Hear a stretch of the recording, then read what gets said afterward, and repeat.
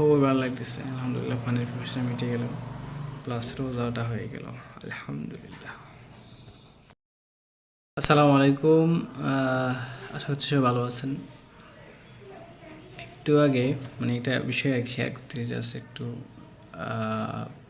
তেমন কিছু না, জাস্ট একটু মনে হইলো যে আল্লাহর অনুগ্রহ এটা আর কি। তো আজকে তো আরাফার দিন, সবাই রোজা রাখতেছে আজকেও কালকে। তবে হচ্ছে আমার কাছে যেটা মনে হয়েছে যে আজকে সেরা আর কি, বেস্ট, বিকজ আজকে হচ্ছে সৌদি আরবে সবাই রোজা রাখবে।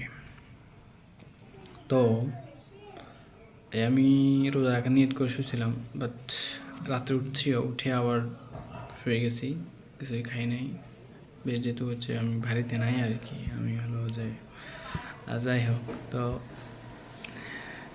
এখন হলো ওই খাই নাই। তো খুব পানির পিপাসা লাগছিল সকাল থেকে, যে পানিটা একটু খাওয়া দরকার ছিল। এখন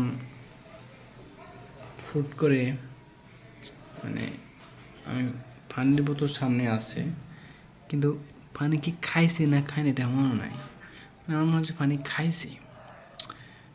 এখন আমি বুঝতেছি না পানির পিপাসা চলে গেল কি, পানি কি খাই ফেললাম নাকি, মানে বুঝতেছি না কেন। তো পরে মাথা আসতেছে না, আবার কই যে বলে খাইলে তোর ভাঙবে না, সমস্যা নাই।